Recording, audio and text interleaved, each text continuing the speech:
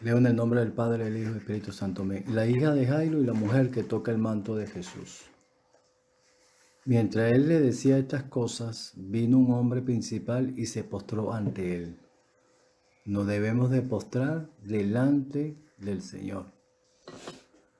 Debemos de orar, buscar, clamar, pero debemos de postrarnos delante de su majestad, su poder y su gloria, delante de su señorío, diciendo: mi hija acaba de morir, mas ven y pon tu mano sobre ella y vivirá.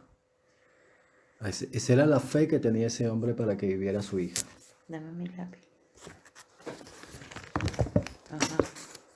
Porque tengo que copiar.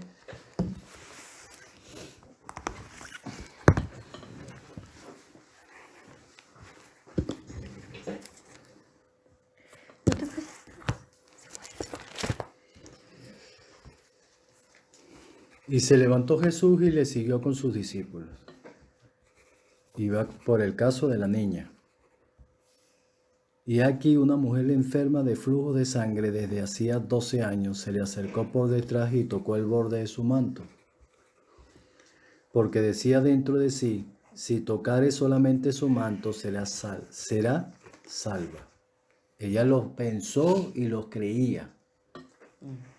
Pero Jesús, volviéndose y mirándola, dijo: ten ánimo, hija, tu fe te ha salvado.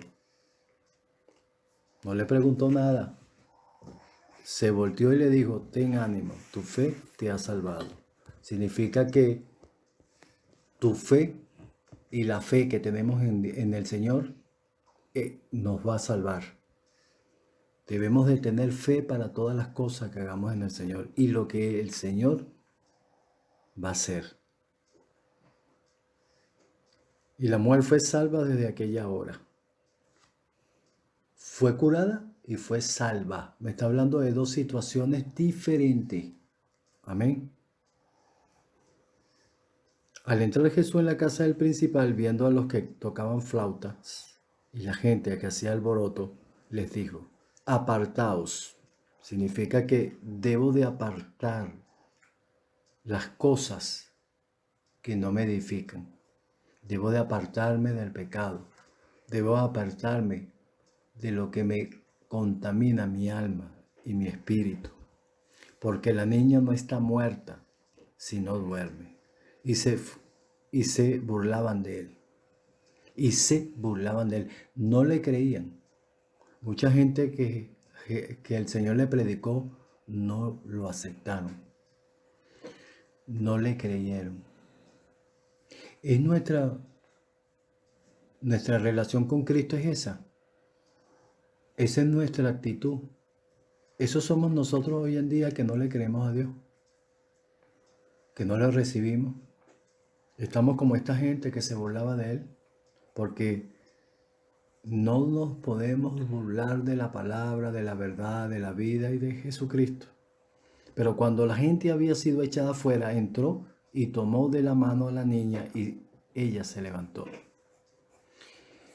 Bueno, pero si estaba muerta, me dice la palabra y me dice que cuando uno se muere, inmediatamente el espíritu vuelve a Dios.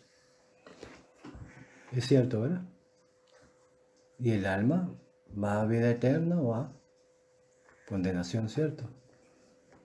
Hermano, ¿y por qué no sucedió con esta niña si estaba muerta y ya todo el mundo estaba llorando la muerte de esta niña? ¿Qué pasó con su espíritu? ¿Por qué no subió al cielo? Y se difundió la fama de por toda la tierra. Pero en el otro, ¿dónde dije que era? Marcos 5. 21. Marco. Vamos a Marco. Marco cuenta la historia. Explica mejor la palabra ahí.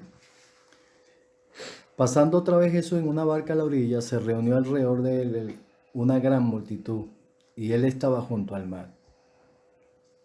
Y vino uno de los principales de la sinagoga, aquí me explica quién vino a pedir por esa niña, llamado Jairo. Luego que le vio, se postró a sus pies. Significa que sabía quién era Jesucristo.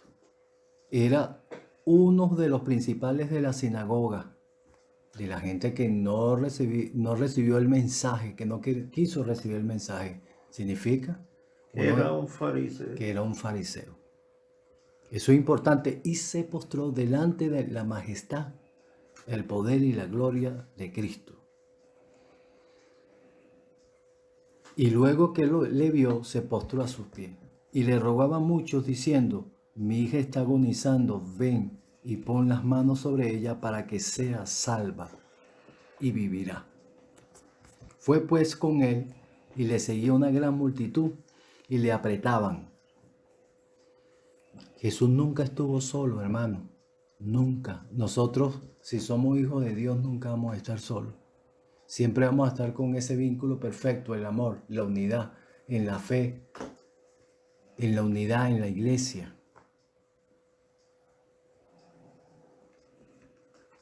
Pero una mujer que desde hacía 12 años padecía de flujo de sangre y había sufrido mucho de muchos médicos y gastado todo lo que tenía y nada había aprovechado, antes le iba peor. Cuando oyó hablar de Jesús, era conocido Jesús por lo que predicaba y por lo que hacía. Vino por detrás de entre la multitud. Vino por detrás porque no era lícito, no estaba aceptado que una mujer con flujo de sangre se acercara donde estaban los hombres y se acercara delante de los rabinos y los maestros de Israel. Vino por detrás. Esa mujer se arrastró prácticamente y tocó su manto, porque decía, si tocara tan solamente su manto, será salva. Se decía la mujer en sí, creía, tenía fe que eso iba a suceder. Debes de tener fe en lo que Dios va a hacer para tu vida. Debemos de tener fe en el poder y en la gloria del Señor Jesucristo. Debemos de tener fe en el poder de la palabra. Debemos de tener fe en el Espíritu Santo. Porque decía, si tocare tan solamente su manto, seré salva. No está hablando de aquí que me voy a curar, sino que estaba salva. Porque los judíos buscaban la salvación. Y nosotros, la iglesia de Cristo, vamos detrás de señales y de poder. ¿Aló? Es diferente, porque el hombre de hoy en día está buscando es poder. Y enseguida la fuente de su sangre se secó. Mira lo que pasó. Y sintió en el cuerpo que estaba sana de aquel azote. Tenía un problema. Luego Jesús, conociendo en sí mismo el poder que había salido de él, volviéndose a la multitud, dijo, ¿quién ha tocado mis vestidos? ¿Quién ha tocado mis vestidos? Entre tanta gente, hermano. ¿Y cómo lo supo? De entre tanta gente, ¿cómo se dio cuenta? Porque se supone que lo están apretando. Sus discípulos le dijeron, ¿ves que la multitud te aprieta y dices quién te ha tocado? Pero él miraba alrededor para ver quién había hecho esto. Entonces la mujer, porque tampoco se estilaba que la mujer estuviese entre los grandes maestros y rabinos. La mujer tenía su posición. Pero Cristo también rompió esos esquemas.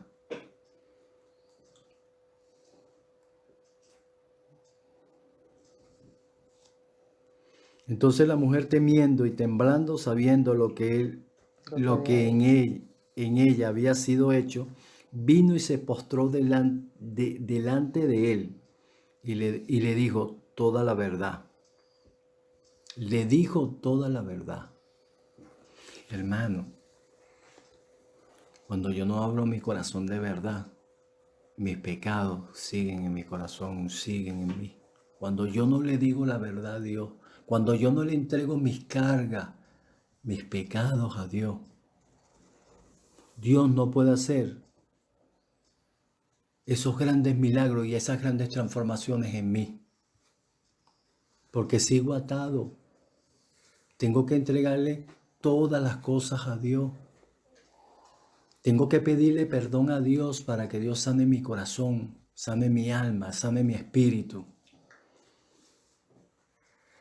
Debo de decirle la verdad. Tengo que tener una relación franca, directa y verdadera, sin mentira, delante de Dios cuando me postre.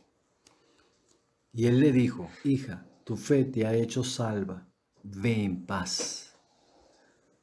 La perdonó, le perdonó sus pecados y la sanó. Hubo dos acciones ahí y dos grandes milagros.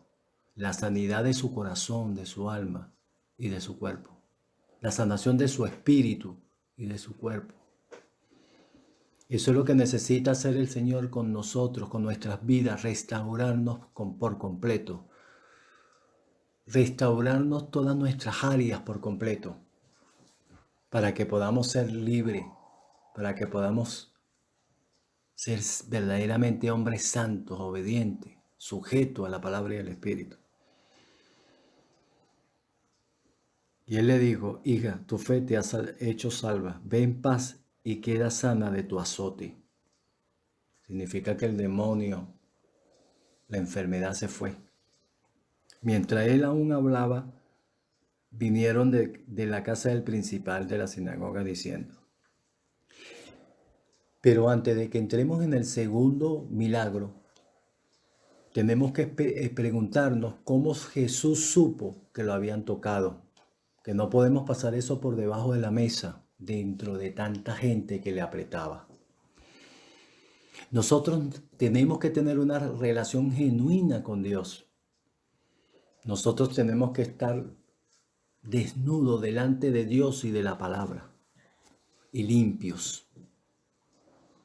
Si nosotros tenemos una relación limpia, sana con Dios, que no hay nada tapado, nosotros debemos de ser sensibles en el espíritu, debemos de tener una unidad en el espíritu, con el Espíritu Santo, pero de mi espíritu, mi relación con Dios, mi unidad con Dios en el espíritu, debe ser una relación sensible para poder ver el sufrimiento y los problemas que tiene el hombre. Jesús sabía, porque su espíritu era sensible. Cuando lo tocó, sabía que lo habían tocado, sintió entre la multitud. Por eso fue que preguntó y dijo: ha salido poder de mí. Nosotros tenemos que llegar a ese grado espiritual, ese crecimiento espiritual que me lo va a dar el Espíritu Santo, y mi relación de mi obediencia, mi relación de entregar hasta mi voluntad a Dios. Dejar que el Espíritu Santo haga lo que tiene que hacer. Trabajar, no hacerlo yo o mi espíritu, sino el Espíritu Santo. Mientras él aún hablaba, vinieron de casa del principal de la sinagoga diciendo: tu hija ha muerto, ¿para qué molestas más al maestro? Dijeron dos cosas ahí: que había muerto y que no molestara más a Jesús. Pero Jesús, luego que oyó lo que decía, dijo al principal de la sinagoga: no temas. Debemos de entender que si estamos bajo el señorío de Cristo, bajo la unción de la palabra y del Espíritu Santo, sujetos, no debemos de temer a las tinieblas, ni a Satanás, ni a su ejército. No debemos de temer al enemigo. Sí, lo que debemos hacer es como esa mujer que tenía fe y se postró, y como este hombre que tenía fe de que Jesús iba a levantar a su hija, de que Dios va a pelear la batalla por mí. Esa es la fe que debo de tener, de que Dios va a hacer la obra, de que Dios lo que comenzó en mí lo va a terminar, que me va a transformar el Espíritu Santo a la imagen y semejanza de Cristo, y que voy a ser un instrumento de honra para Dios. Instrumento de honra para Dios. No temas, cree solamente, le dijo Jesús. Y no permitió que le siguiese nadie, sino Pedro, Jacob y Juan, hermano de Jacobo. Y vino a casa del principal de la sinagoga, y vio el alborotos y a los que lloraban y lamentaban mucho. Porque eso es lo que hace el diablo, alborotar. Pensar que el problema es grande, hacernos pensar eso. Y nosotros no debemos de temer ni tener miedo. Y entrando les dijo, ¿por qué alborotáis y lloráis? Le preguntó dos cosas. La niña no está muerta, sino duerme. Ve que hay una seguridad del Señor en lo que iba a hacer y en lo que estaba haciendo. ¿Estamos seguros en nuestra posición de la cruz? ¿Estamos andando por el camino de la vida? ¿Estamos seguros con el llamado y el propósito que Dios tiene en nuestras vidas? Si estamos seguros de ese propósito y para qué Dios nos está llamando, tenemos que ser con Él franco. Tenemos que hablar con la verdad. La verdad tiene que estar en mi vida y en mi corazón, como habló la mujer del flujo de la sangre. Le entregó todo, le dijo todo, y ahí se quedó y Dios la perdonó. Tomando a la niña, y se burlaban de él. Mas él, echando fuera a todos, tomó al padre y a la madre de la niña y a los que estaban con él, y entró donde estaba la niña. No entró todo el mundo, los que estaban con él. ¿Quiénes estaban? Pedro, Jacob, Juan, hermano de Jacobo, el padre y la madre. ¿De qué me está hablando eso?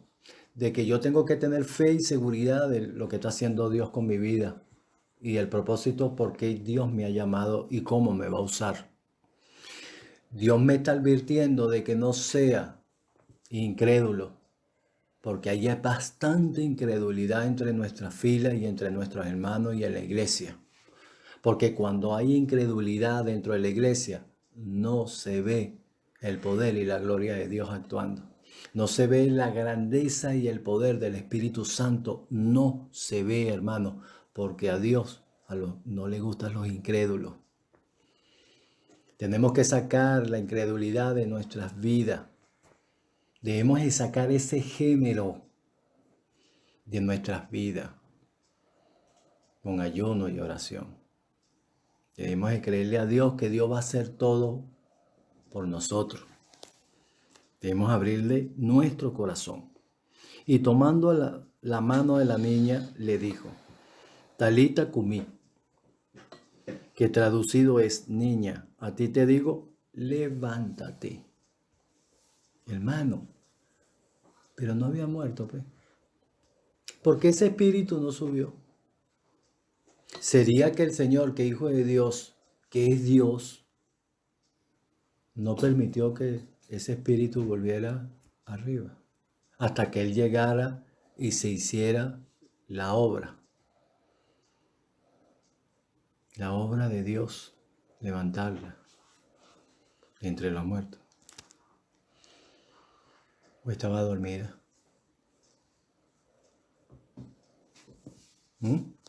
Y luego la niña se levantó y andaba, pues tenía 12 años. Y se espantaron grandemente. Se espantaron. Wow. En vez de alegrarse, en vez de maravillarse, en vez de postrarse delante de la deidad de Cristo, se espantaron. Qué tremendo, ¿no? Somos nosotros los incrédulos y los hombres, ¿no? Los hombres, sobre todo incrédulos. porque yo creo en esta palabra y en el poder del Espíritu Santo y en el poder de esta palabra. Se espantaron grandemente, pero él les mandó mucho, que nadie lo supiese, y dijo que se le diese de comer. Hermano, tenemos que reflexionar. Aquí en esta palabra hay dos grandes milagros. Aquí en esta palabra hay dos grandes enseñanzas para nuestras vidas. Debemos de tener fe en el poder del Señor Jesucristo. Debemos de tener fe en la palabra y en el Espíritu Santo. Porque el Señor está vivo. El Señor vive para siempre. El Señor es la vida. El Señor es poder. La palabra es viva y eficaz. Es espíritu. Amén, hermano. Amén. Dios les bendiga.